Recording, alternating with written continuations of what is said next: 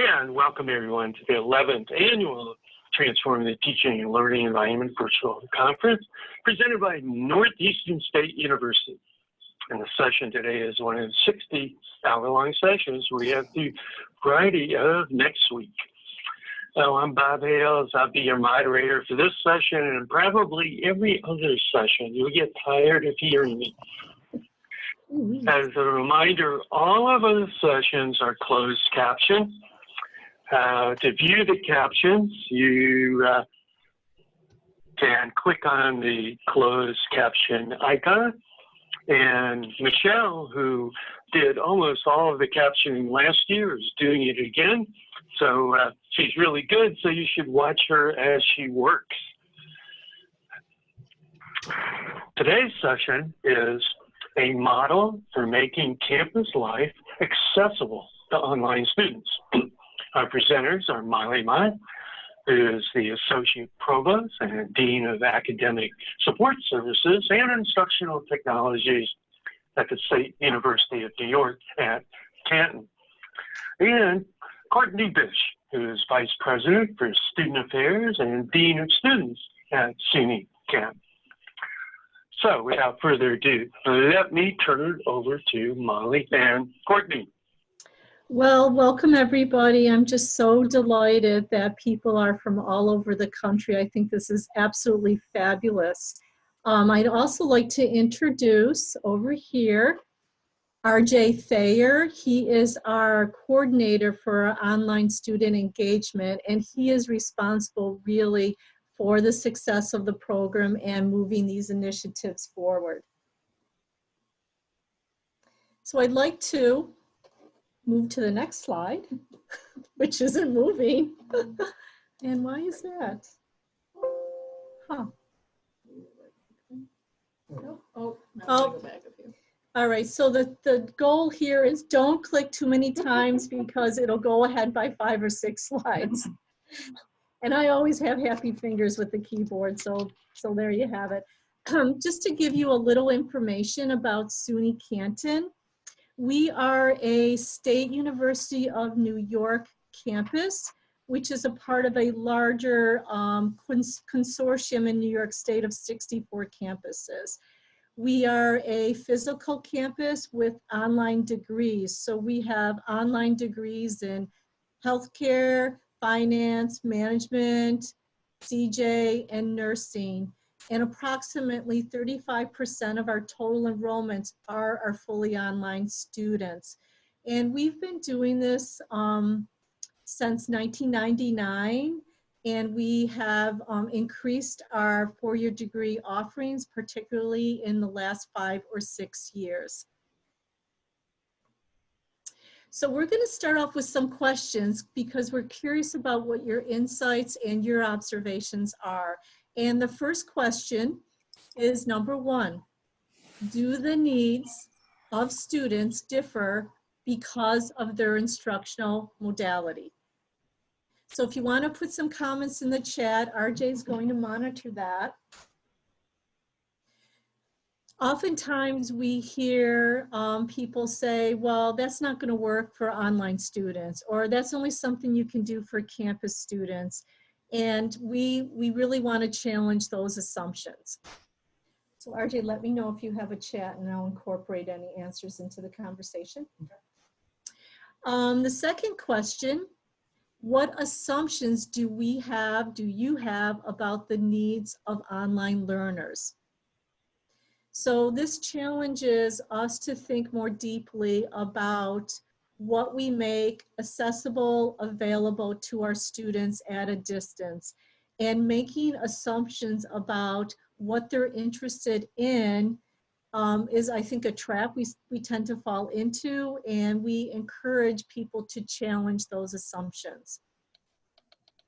Number 3, how might you creatively provide opportunities of value to online students? And this really speaks to the former question about assumptions.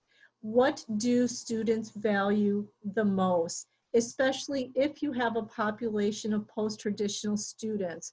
Do they value certain activities more than first-time students, Are they the same? Do they want to mix? Or should there be emphasis on a certain area for them?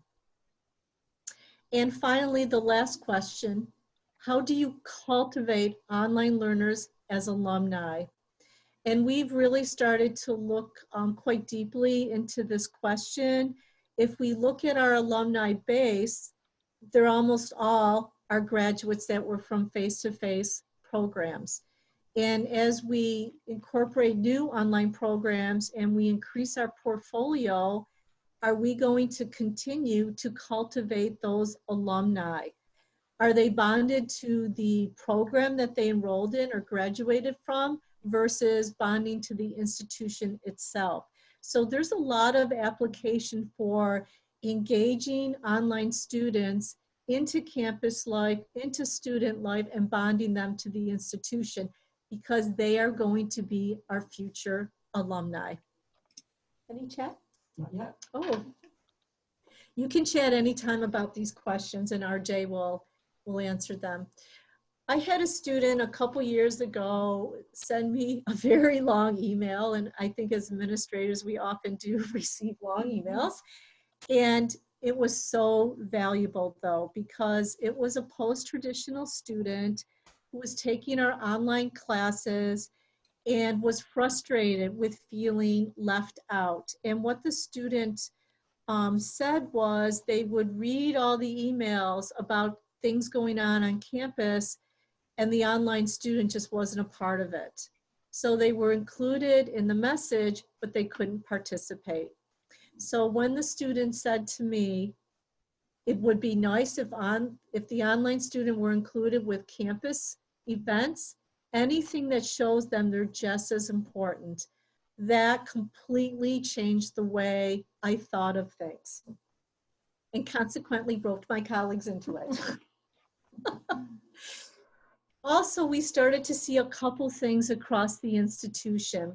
We saw that more of our traditional students wanted to enroll in fully online courses to reduce the cost of living on campus. And then we started to hear, as we did in that student email, higher expectations. They wanted more value for what they were paying for, and they wanted a more robust experience than just being told to click to a link and go to tutoring. And then we saw two trends happening. We looked at the research, and you can see isolation, dropping out, struggles with retention is something the online programs have experienced, but it's also something traditional students experience. Any students that feels isolated or disconnected either from their peers, from the college, from the institution, are often at risk of dropping out. You can add anything you want, Courtney. So far, so good. So far, so good. So all of these questions and these observations were coming together in kind of like a sweet spot. And we applied for a grant to explore this a little more deeply. And to create a project, we wanted to base it on a couple questions that would really kind of create the framework for the effort. And the first thing we asked ourselves, how do you engage students with campus life who are limited by geography and time constraints? Because going back to those earlier reflection questions, there was a lot of assumptions. Online students don't want to engage with campus life. They have so much going on, they don't want to participate. And number two, is it possible that online college experience can be developed that mirror campus ones? And this is where you really need to get creative. It's not just about creating the same experience, it's about creating the same goal. So you may get at the same goal, for example, participation in X, Y, and Z, but you may have to go about it a little differently. And finally, the other question that framed our work, do fully online students actually want any of this? And if they do, what experience do they want? And once again, that pulls back to our assumptions. what do we think online students find valuable if they're going to take that time to participate in campus life. So we created this model. Essentially, it's just pulling together some conceptual themes using technology, thinking differently with innovation, and then grounding it in research on pedagogy. And we mapped all these different things to the different dimensions of campus life. We know there's the academic dimension, and that speaks to pedagogy. We know there's a social dimension, and that speaks to innovation. And we know there's a co-curricular dimension, and that once again speaks to innovation and technology. So you can map these things together. And we launched it by giving a survey, asking students to take a survey because we didn't know what they wanted and we wanted to challenge our assumptions. So in terms of the academic dimension, we wanted to hang our hat on all of the research that talks about how you foster student engagement, because what applies to on-campus students in terms of engaging them does apply to online students as well. We also created an advising toolkit for online students so that our advisors would go beyond just emailing students, would actually use different technology tools to virtual conference with them, to hold office hours, and talk about their schedules. One of the other things we did in terms of the academic dimension is we have a yearly, what we call a scholarly activity celebration, which happens in the spring.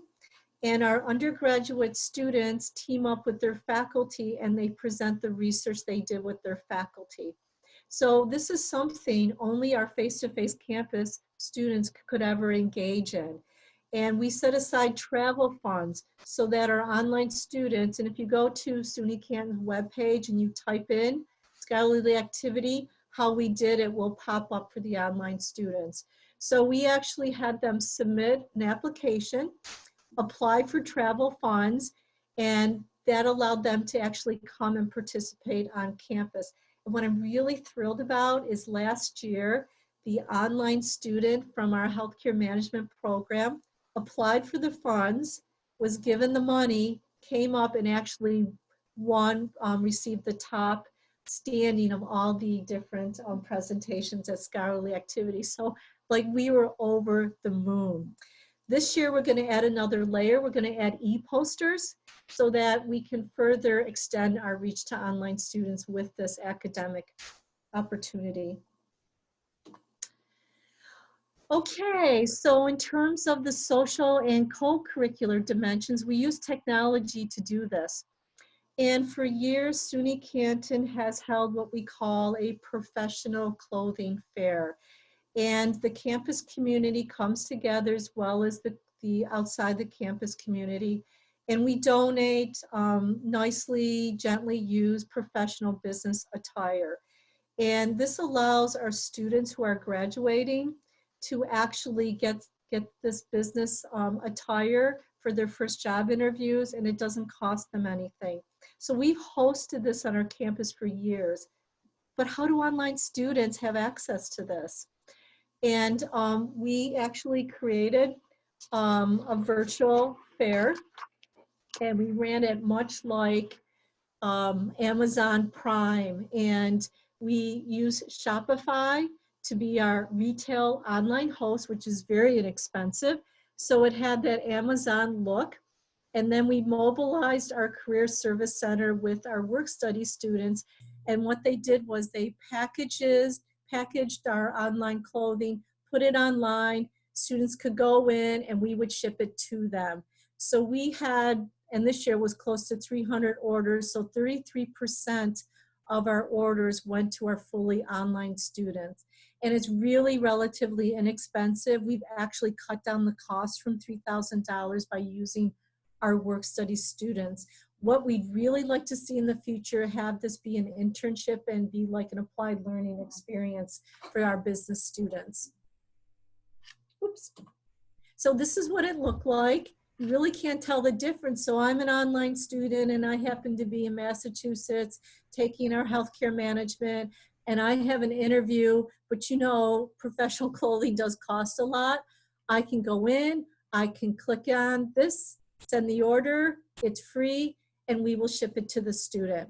What's nice about the package is we can then insert a postcard of all of our other online support services for our students. So it gives that extra communication pathway. And just to jump in there as well, I think what was nice about this was it gave an opportunity for all students to have an elevated experience. So our on-campus students sometimes didn't want to come to the clothing fair because it's free clothing that they're receiving that are hand-me-downs from members of the campus community. So even though there was no stigma attached from the campus's viewpoint, sometimes students maybe felt a little shy about coming up or maybe selecting clothing in their size. So, you know, Molly, something she often says is, what we're doing with the online students elevates the experience for all students. And this is a prime example that all students were going online to select their clothing and all students were having the same opportunity. So it was just a really great way to elevate the phenomenal work the Career Center was already doing with this clothing fair.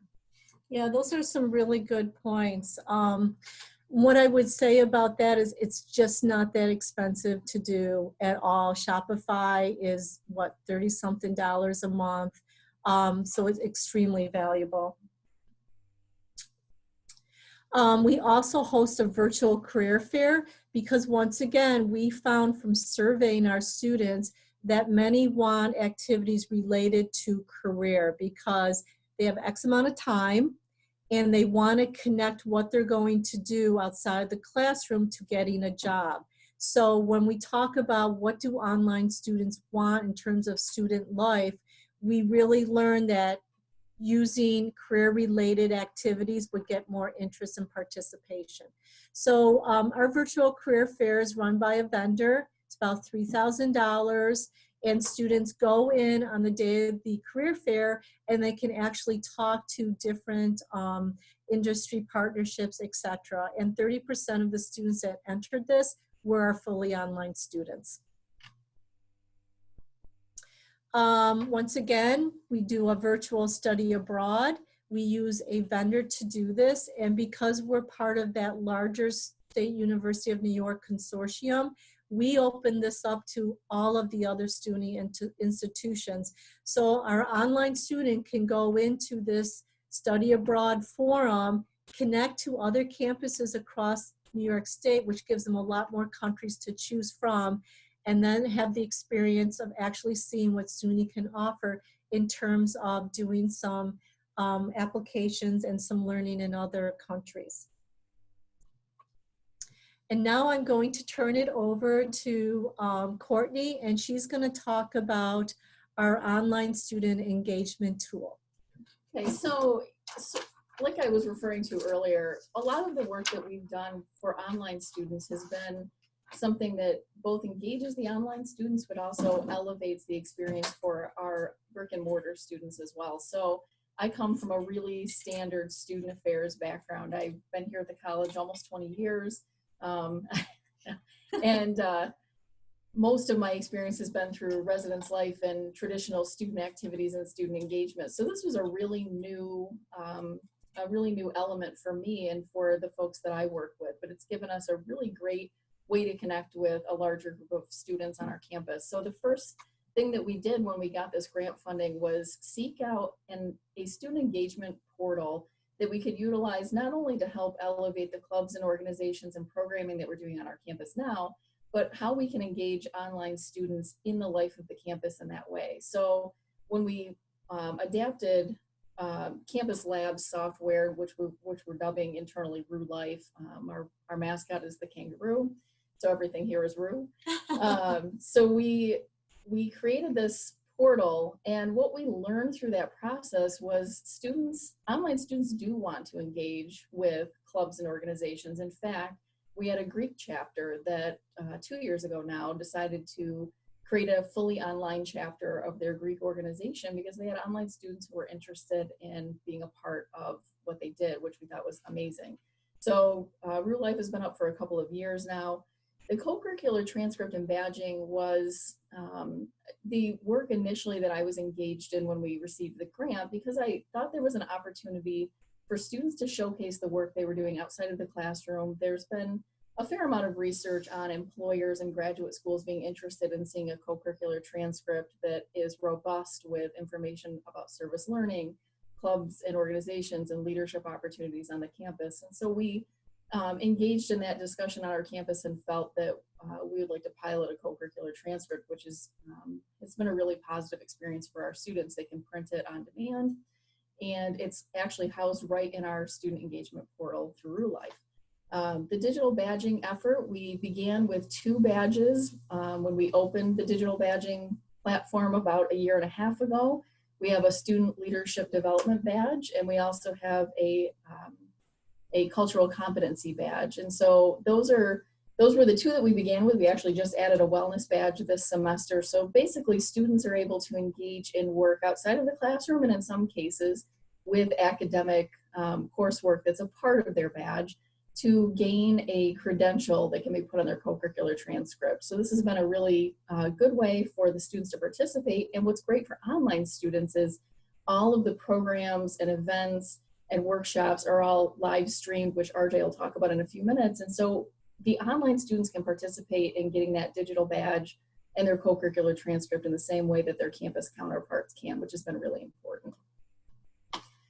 So the final exam stress relief kits, we actually for many years through our counseling center and our student government have offered a final exam stress relief kit to our campus students. So usually it has snacks and study tips, things like that. And staff here would table in our campus center and hand these kits out to students and just give them something positive to carry back to their room with them or carry home if they were a commuting student. And we began engaging in the conversation, well, how do online students get that? So online students also are experiencing stress over final exams.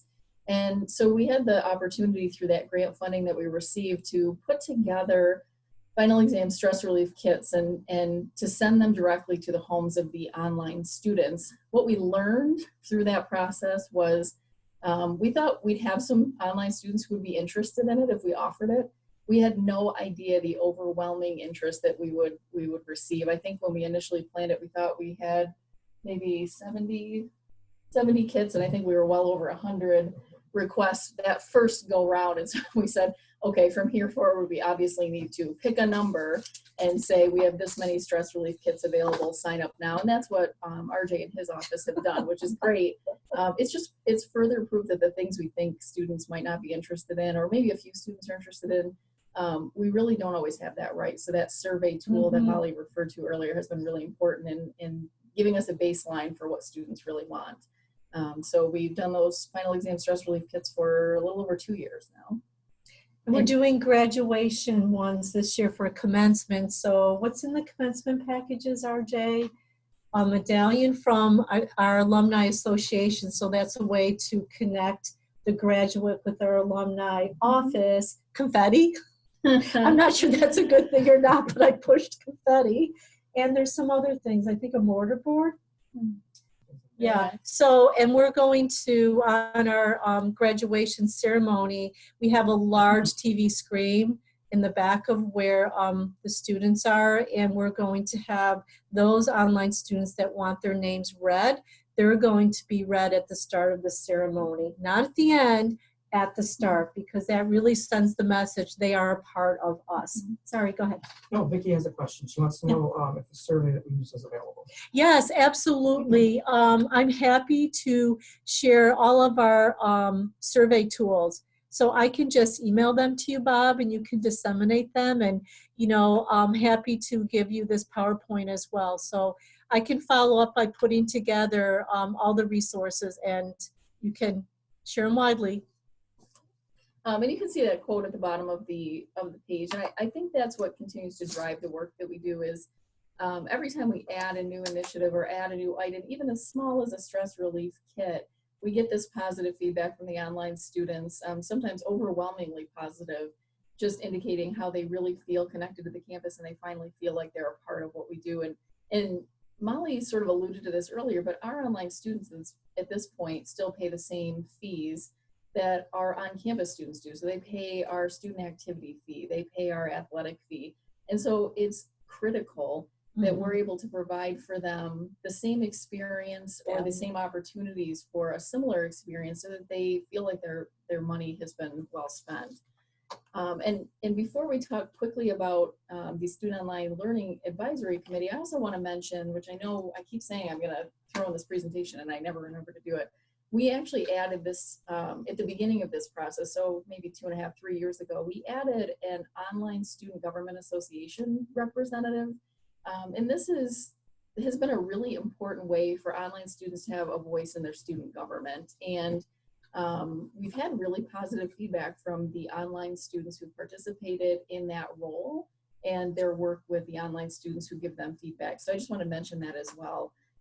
The SOLAC committee is actually a place for online students to share their perspective in the virtual environment, and it's composed of faculty and students. And so we wanted to make sure that we added fully online students to this committee. And maybe RJ can talk a little bit more about that because he's involved in SOLAC. So I'll throw it over to him. Sure. So the goal of SOLAC is to make sure that the students' voice is heard. We've gotten a lot of great ideas out of the online students that we hadn't even thought about previously. So I think it was important for us to, as Molly alluded to earlier, to ask the students, ask the online students what they want instead of us just assuming what that would be, which actually leads us over to making them feel included. So when we started this conversation, we just thought that we would stream all the events that happened online and that would be one of the ways that we could make them feel included.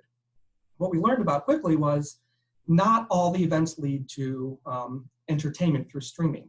So we have SpringFest as a good example. Students aren't going to want to watch on-campus students jump up and down on a bounce house.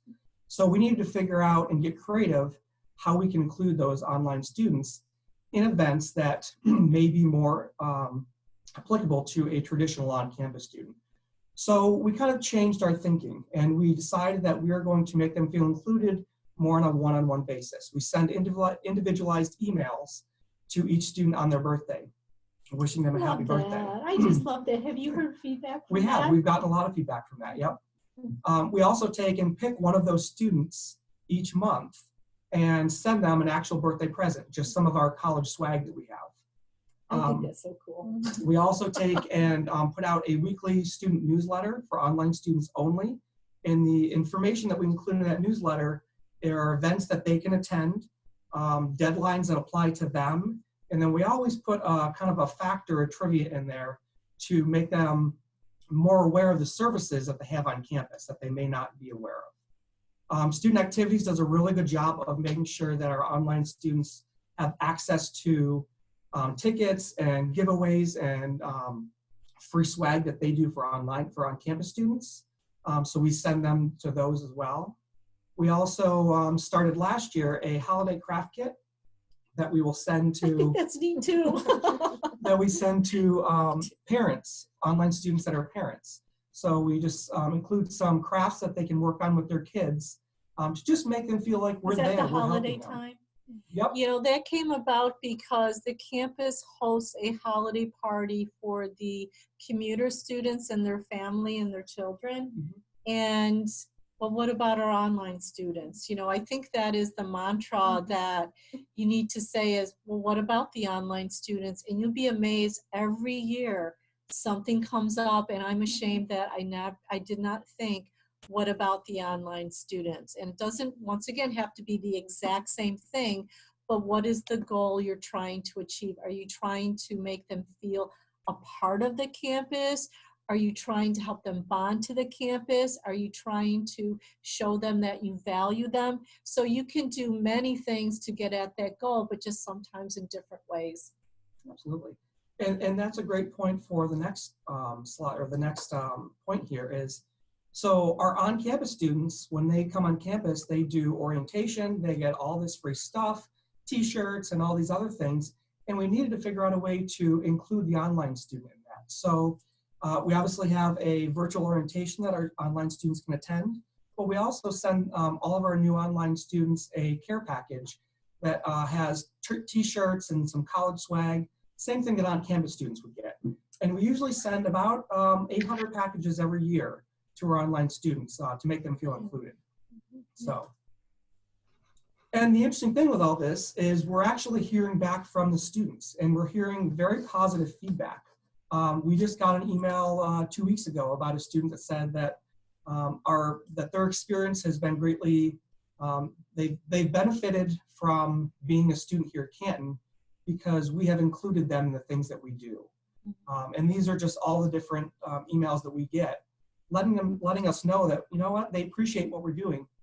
And that we continually ask them. Every semester we send another survey asking, what did you like? What didn't you like? What can we do for you? I think it's important to get the feedback instead of just making that assumption that this is what they want. So the other thing I was going to say is sometimes that feedback tells us that even though we are doing something, we're not doing it robustly enough. So sometimes we get feedback, well, you should stream online events. And we think, well, we're streaming hundreds of them. But if we're not getting that word out to the students well enough, and RJ alluded to this earlier, that we're sending this weekly email to online students. Well, at the bottom of that email now, he's included the ability for them to go right to the event, click on a button, and go to the live stream when it's available in a much easier way. So I think recognizing when we get the feedback where we know we're already doing it, it means that we're not getting the word out well enough, and that gives us an opportunity to not be defensive, but to reflect on how we can communicate better with students who don't see us on the campus. They can't just walk around and see a flyer. So, you know, what's interesting about that point is it takes time for the campus culture to get to the point where they say, what about the online student first? It also takes time for the online student to create a culture of I am included, because they also have their own assumptions and they jump from the platform of it doesn't apply to me. So they don't even think that they're going to be able to access, so they don't look at things, they don't read things. And so I think you have to shift the culture on the campus side as well as the student side and get momentum on both. So esports has been a really huge piece of how we have been able to engage online students, and in something that's actually helped grow our campus in a really new and innovative way. So we began in early 2017 with moving forward with an esports initiative and opened an esports arena, which if you search on our website, you can take a look at that. It's a really gorgeous space. And it's a place that is perpetually filled with students. But what has been really neat about our experience with esports is it's a way for online students to participate in college athletics in a way that they might not have been able to otherwise. So we put our esports program in our athletics department. We maintain rosters on our athletics website, just like we do for the soccer team and the basketball team and the lacrosse team. They're treated like student athletes, and we have had online students participate in this program.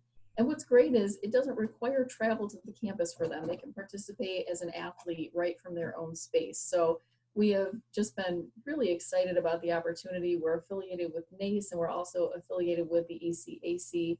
So these have been great partnerships that have helped us bring online students into a really traditional college athletic experience in a new and innovative way. So those teams, I think right now we're up to 8 or 9 teams, and it grows daily. We have an esports coordinator who manages that effort and reports to our director of athletics. We have coaches for all of the different team sports. So it's been a really a great initiative for our campus and continues to help us grow in new and creative ways.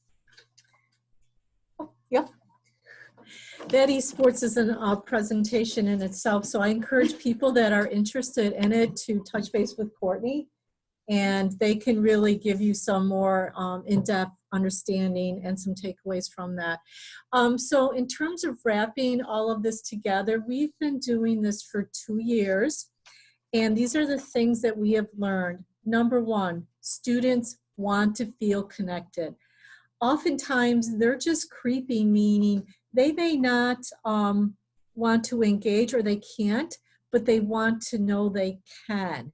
And so even if we don't get a lot of participation in a certain club or activity, that doesn't mean they don't appreciate the invite. It's much like campus-based student affairs. We don't have the whole campus show up to our evening program. We have the folks that are interested show up, and it's very much like that with our online students as well. So the students that are interested, they want to know they can participate. They also want to know that they have representation, even if they're not able to watch the streaming of our Student Government Association. They want to know it's there. Even if they're not able to be on the Student Online Learning Advisory Board, they want to know it's there as a mechanism for their voice. As I said earlier, they want activities that relate to anything career. I think if you're going to start launching some of these student life initiatives, focus on the ones that will create networking opportunities, things like the virtual career fair, professional clothing, anything where they feel it's going to help them advance in their job. They love swag, who doesn't? You know, it's delightful to, out of the blue, get something in the mail that makes you feel invited, a part of something, and free. We also learned that the best way to communicate with their online student isn't necessarily social media. Sometimes they just don't like us in their business. They would rather have something via a formalized online student listserv, which we use, or our learning management system, Blackboard, posting it on those announcements. They did have a question. She wanted to know if helping online students feel connected, the retention is better. You know, that we're tracking those retention rates, Vicki. The thing with this effort is it can be causation, but we don't know if it can be correlation, but we don't know if it's causation, right? So we're doing these things, we're comparing it to the retention rate of our face-to-face students. Is there a direct impact? That's kind of hard to tease apart. So, you know, we're going to have our third year of data this coming spring. And we have seen an uptick in retention, like 1 to 3%. Once again, we don't know if it's related to this, but you know, it may be, and it's certainly just the right thing to do from student satisfaction as well. Another question from Bob. He wants to know if there's anything that we tried that didn't work. Geez, what didn't work? Probably things that we didn't even know didn't work. I think there's things that we tried that didn't work and we have adapted. I mean, a good example of this is we stream a number of our on-campus events, and we were discovering that students weren't watching them. We would go back and look at our stats and couldn't figure out why.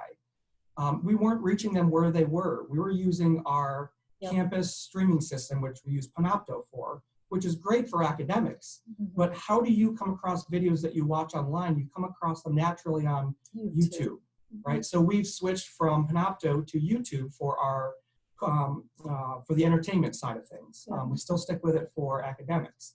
So there's things that didn't work, but we can just adapt how we've taken those to better fit them. Yeah, I think the point is always keep listening to the students. Don't think that you have figured it out. Sometimes I get really excited about our ideas and the students are not so excited about them. And then other things, I'm just not sure how excited they're going to be, and they are. So I think maintaining curiosity and, really believing that you can always learn each semester. We learn every time we do something. So next steps, we're thinking of expanding. I'm going to give this to Courtney, more into student wellness and things like that. Yeah, so within the SUNY system, this has actually been a fairly big discussion, and I don't know if anybody out there listening is a fellow SUNY colleague, but we actually developed a wellness task force in SUNY that, as a part of which is looking at telecounseling and how we might engage online students in receiving those services. So our counseling center is a pretty traditional counseling center at this point, and they do a little bit of online or telephone counseling, but we're trying to move into making sure that we have those opportunities 24/7 for students as mental health issues continue to grow on college campuses. We just see this as a natural next step, particularly as it applies to our online students. And wellness, as I alluded to earlier, we actually began this semester with a wellness digital badge to help increase the efforts of engaging online students in wellness. And our director of wellness programming has actually done a phenomenal job in concert with RJ in creating a website of resources that students can access at any point. And again, as it elevates the online students, it elevates all. So they're able to access those resources without having to come to a campus office. And we've been really proud of that effort, but there's still, like everything, still have a ways to go to make sure that it's fully accessible to all. So. Yeah, I think, you know, just dovetailing into what Courtney and RJ are communicating, I think we all know that higher education is changing rapidly. I've been here 31 years and I've never felt the urgency or the rapid change as I do right now. We were recently at a conference and we were talking about this topic, and afterwards an institution came up to us and they were very interested in these online engagement efforts, but they have been an institution, they are an institution, they've been in the business for online programs for at least 20 years. And I said, what could we possibly teach your institution when you've been doing it so long? And their response was that because they started out as an online institution, they never had a campus-based life to actually think of how to weave it in. And because we started out as a brick and mortar, we have our head wrapped around what student life is like. So I found that really fascinating. And I think as we move through the years, the ways that we connect with students will continue to change. Who the students are will continue to change. What their needs are will be changing. And so once again, it's maintaining that spark of curiosity and commitment to serving them where they are, whether they're on campus or at a distance. Mm-hmm. It's just my little spiel. A good spiel. You know, higher ed costs a lot of money, and it's so important that we give value to what we do to our students. And they have busy lives, and they deserve more than just sending them to links. Absolutely. Any more questions, Bob?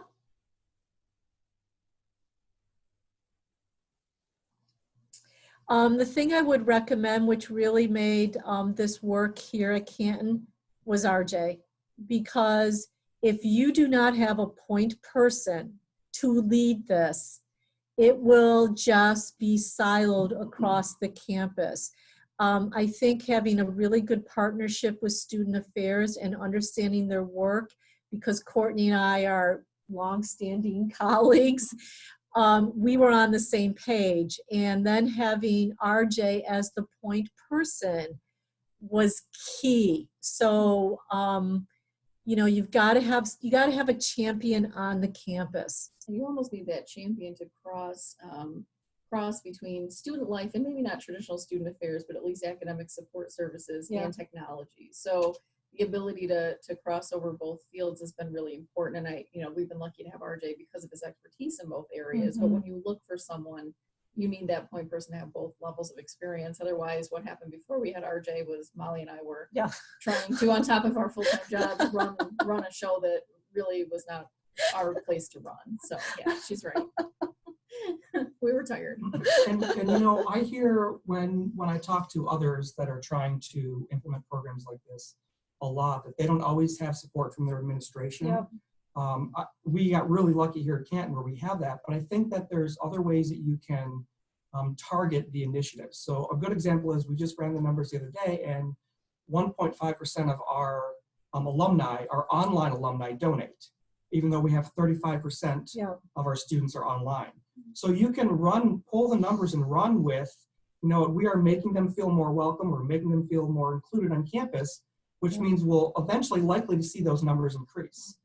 So there's a longer term picture here that you can tackle with that. Yeah, I think, you know, the alumni offices, associations really, if they have a heavy online presence on their campus, have to get ahead of this, because we rely on our alumni to get money for student scholarships, and that affects our enrollment.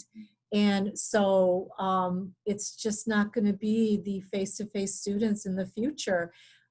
We do find that students are more bonded to their program, but these initiatives will give momentum to that. So I do think alumni need to think a little differently and get ahead of the curve and cultivate it now, or they're gone. Yeah. Sarah has a question, wants Yep. to know what tool we use for online counseling.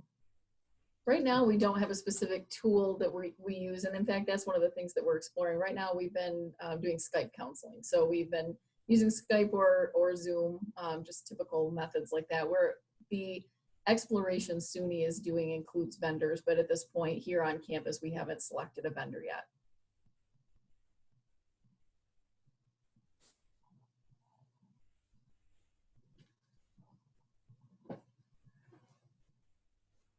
So Bob, you'll have to give me a couple days, but I will pull everything together and ship it to you, and people are welcome to run with it, adapt. They can reach me you can give them my email. We're always happy to talk. If anybody's interested in bringing other people together, we could always do a conference call. I think the more that we all pull together and move this forward in higher ed, we'll learn ideas from each other. Oh, you know what? One idea I thought was really interesting that we did this door hanger. So when you go to the when you go to a hotel and you put "Do Not Disturb" on the door, we created that same thing with our logo on it. And what does it say, RJ? One side of it says, this room is studying, and the other side says this room is sleeping. Yeah, so for the student that has a busy family life and they want to make their family aware they are carving time out for work, they can put that little door hanger on. And that thing has gotten more traction. Yeah. Very well received. Inexpensive. Thanks. What you've done is exactly the discussion we're having here at Northeastern State about how we can better connect our online students to campus life, and for all the reasons you explained. And this is great ideas. We may steal some. You're welcome to steal. Steal away. Isn't there a song? Any other questions or comments from anybody?